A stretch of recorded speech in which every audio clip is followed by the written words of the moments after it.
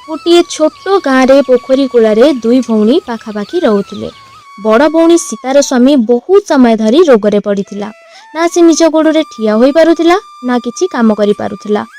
जेहेतु घरर अवस्था किछि भल नथिला सेथिपाई सीता सबुदिन ता सान भौणी गंगार घर को काम करिबा पई जाउथिला। गंगार बाहागर गोटे धनी परिवार रे होइथिला। तार स्वामी जड़े भल व्यवसायी थिले और व्यवसायी रु बहुत भल पैसा कमाउथिले। तार घरे किछि भी अभाव कि असुविधा नथिला। किंतु गंगा बहुत बड़ लोभी और स्वार्थी स्वभावर लोकटिए। प्रतिदिन सकाळु सीता घरर सबु काम सारी गंगार घर को काम करिबा पई जाउथिला और कष्टे मष्टे निज परिवारर पेट पोषुथिला। ये कौन दीदी तुम्हें एते डेरी रे आसुच? सकाळु घरर केते सारा काम पड़िची, तुमको कौन समय जना पड़ुनी कि? क्षमा करिबु गंगा, काली राति ठू मो झियो कुनीर देह जमा भी भल नाही। सारा राति देह ज्वर रे खई फुटुथिला, सेथिबाई आज टिके डेरी हे गला। किंतु तू चिंता करनी, मु एबे संगे संगे सबु काम करदेबी। अच्छा ठीक अछि, एबे जाओ और काम रे लागि जाओ। प्रथमे घर सबु को भलसे झाड़ू कर दबो, देन पूरा घर भलसे पोछा मार दबो। किचन में बहुत सारा बासन गदाइछि से सबु को भलसे माजी दबो। आ काम पूरा नीट एंड क्लीन हवा दरकार। सीता सांगे सांगे काम रे लागि गला। प्रथमे से घर बाहर सबुआडे झाड़ू मारिला और घरर प्रत्येकटी कोण अनुकोण को भलसे पोछा मारिला। रोषेई घरे पड़िथिबा सबु बासन भी भलसे माजी देला। अच्छा दीदी काम तो तमे भलसे करदेलो, एबे गोटे काम कर। कालीटू बजारू किछि परिबा आसीथिला, सबु ए बस्तारे बंधाइकी थुआ आइछि। तो सेथिरु सतेज आ भल पनिपरिबा गुड़िक बाहर करके फ्रिज रे रखिदबो। आ जो गुड़िक नष्ट हो जाइथिबो से गुड़िक बाछिकी अलगा रखिदबो।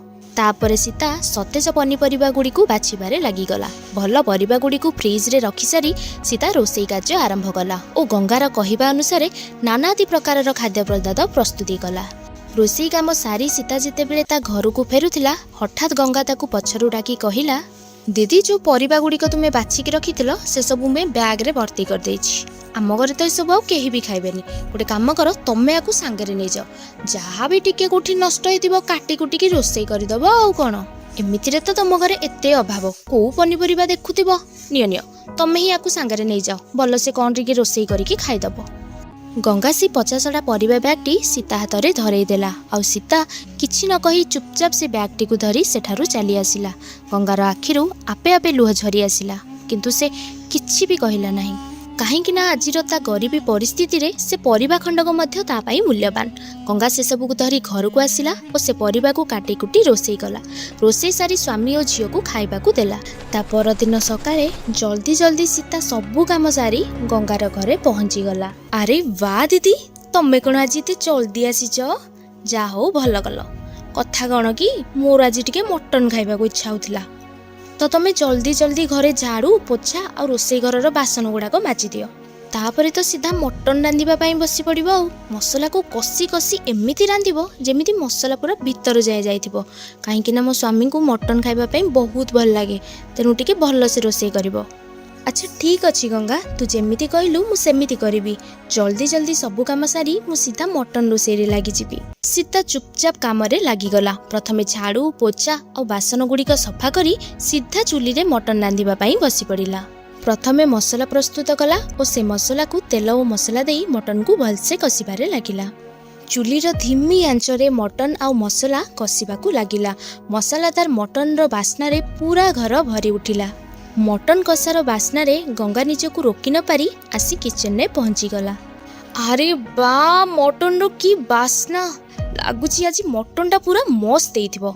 आज तो पूरा पेट पुरै की थालिए भात खाइबी। सतरे दीदी मटन रो की बास्ना, पूरा घर महकी उठिलानी। मु तो निजको कंट्रोल भी करि पारुनी, मते बहुत जोरे भोक लागलानी। केतेले रोषेई सरीबो कहिलो? हाँ गंगा, तू बास 5 मिनिट अपेक्षा कर, रोषेई सरीबा ऊपर हेलानी। ऊपर बास टिके धनिया पत्र और गरम मसला पकई देले तते गरमा गरम मटन बाड़ीकी दे देबी।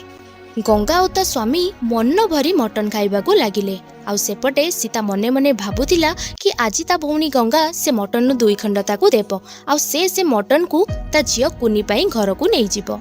किंतु सबु काम सारी सीता जेतेबेले घर को जिबा पई बाहरिला, गंगा पछरु डाकी कहिला, दीदी एटा नियो, एटा मु तुम पई रखिछि। काली लंच रे तमे जो रोषेई करिथिलो खाइबा परे सेथिरु किछि खाद्य बळी जाइथिला, तो से सब को मु फ्रिज रे रखि देइथिली।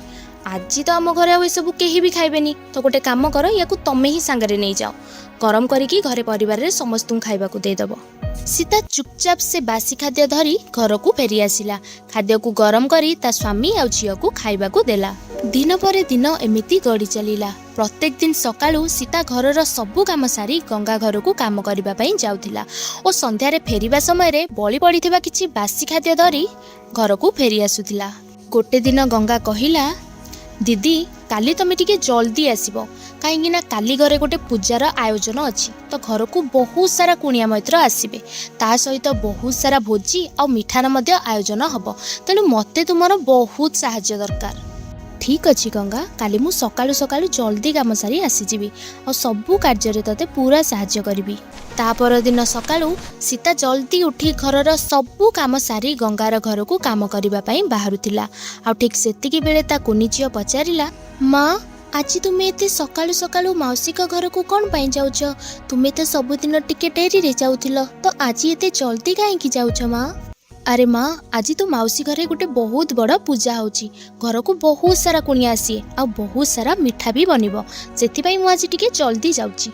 ମା ସତରେ ମାଉସୀ ଘରେ ଆଜି ଭୋଜି ହେଉଛି ଆଉ ବହୁତ ସାରା ଲୋକ ଆସିବେ, ତ ମାଉସୀ ମୋତେ ବି ଡାକିଥିବେ, ତୁମେ ମୋତେ କ'ଣ ପାଇଁ ସାଙ୍ଗରେ ନେଉନ ମା? ଆରେ ମା, ତୁ ତ ଜାଣିଛୁ ବାପାଙ୍କ ଦେହ କେତେ ଖରାପ, ଘରେ ଆଉ କେହି ବି ନାହାନ୍ତି, ତ ବାପାଙ୍କୁ ଘରେ ଏକା ଛାଡ଼ି ଆମେ କେମିତି ଯିବା? ଠିକ୍ ଅଛି ମା, ମୁଁ ବାପାଙ୍କ ପାଖରେ ଅଛି, ଏବେ ତୁମେ ଯାଅ ଆଉ ଫେରିଲା ବେଳେ ମାଉସୀ ଘରୁ ମୋ ପାଇଁ କିଛି ମିଠା ଆଣିଦେବ, ମୁଁ ତୁମକୁ ଅପେକ୍ଷା କରିଥିବି। ଆଉ ହଁ, ଆଜି ଟିକେ ଜଲ୍ଦି ଆସିଯିବ। ହଁ ରେ ମା, ମୁଁ ଆଜି ଜଲ୍ଦି ଫେରି ଆସିବି, ତୁ ଟିକେ ବାପାଙ୍କୁ ଦେଖୁଥିବୁ, ଟେବୁଲ ଉପରେ ବାପାଙ୍କ ମେଡ଼ିସିନ ଗୁଡ଼ା ଅଛି, ଟାଇମ୍ରେ ତାଙ୍କୁ ଟିକେ ଦେଇଦେବୁ।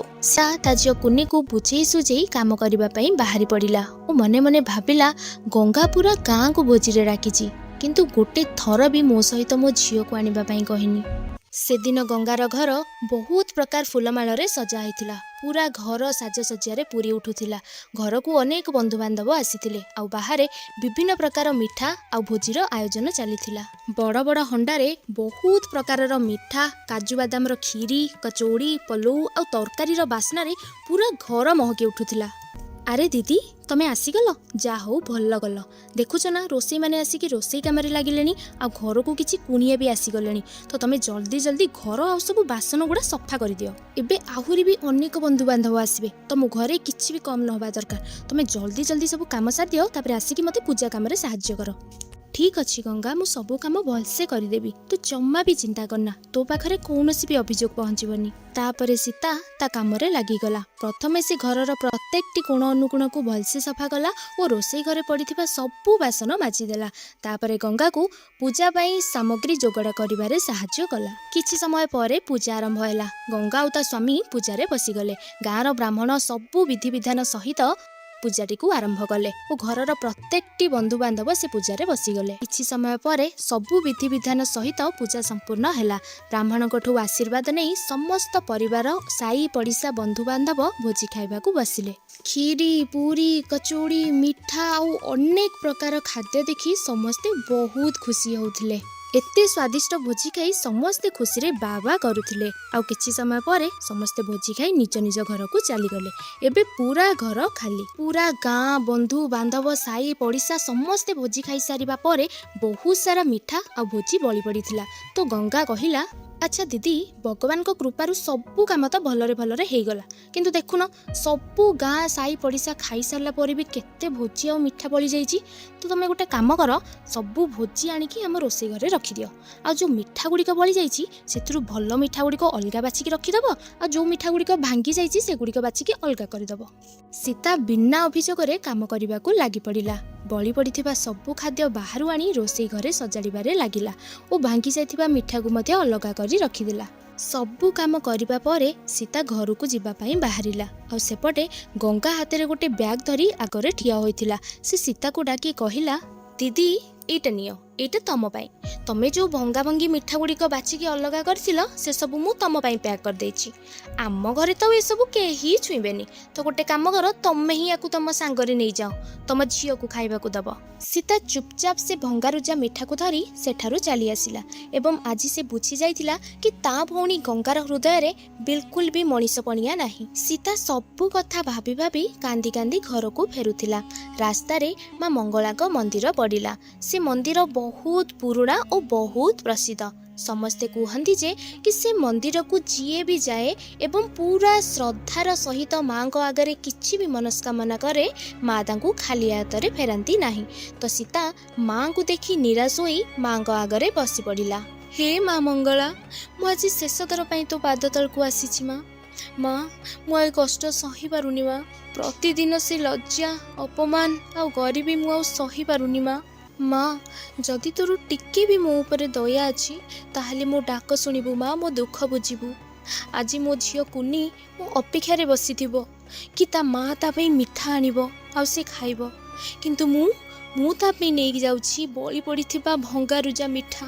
ଏବେ ମୁଁ ମୋ ଝିଅ କୁନିକୁ କ'ଣ ଉତ୍ତର ଦେବି କି ତୋ ମା ପ୍ରତିଦିନ ଅନ୍ୟ ଘରକୁ କାମ କରିବାକୁ ଯାଉଛି ଓ ସେମାନେ ଖାଉନଥିବା ବଳି ପଡ଼ିଥିବା ଖାଦ୍ୟକୁ ଘରକୁ ନେଇ ଆସୁଛି। ହେ ମା, ମୁଁ ଆଉ ପାରୁନି ମା। ଯଦି ଟିକେ ବି ତୋର ମୋ ଉପରେ ଦୟା ଆସୁଛି, ମୋ କଥା ଶୁଣିବୁ ମା, ମୁଁ ଆଉ ପାରୁନି। ମା ମଙ୍ଗଳା ସୀତାର ସବୁ କଥା ଶୁଣୁଥିଲେ ଆଉ ତାକୁ ଆଶୀର୍ବାଦ ମଧ୍ୟ ଦେଲେ। କାନ୍ଦି କାନ୍ଦି ସୀତା ସେଠାରୁ ଚାଲି ଆସିଲା ଆଉ ଯେତେବେଳେ ତା ଘର ପାଖରେ ପହଞ୍ଚିଲା, ଦେଖିଲା ତା ଝିଅ କୁନି ଘର ବାହାରେ ହିଁ ତାର ଅପେକ୍ଷା କରିଛି। ମା ତୁମେ ଆସିଗଲ, ମୋ ପାଇଁ ମିଠା ଆଣିଛ ନା? ମୁଁ ତ ଶୁଣିଥିଲି କି ମାଉସୀ ଘରେ ଆଜି ବହୁତ ସାରା ଖାଦ୍ୟ ହୋଇଥିଲା, ତ ତମେ ତ ମୋ ପାଇଁ ସବୁ ଆଣିଥିବ।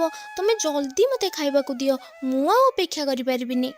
ସୀତା ବହୁତ ଦୁଃଖରେ ସେ ବ୍ୟାଗ୍ଟିକୁ ଖୋଲିବାକୁ ଲାଗିଲା ଆଉ ଯେତେବେଳେ ବ୍ୟାଗ୍ଟିକୁ ଖୋଲିଲା, ହଠାତ୍ ସେଠାରେ ଗୋଟେ ଚମତ୍କାର ହେଲା।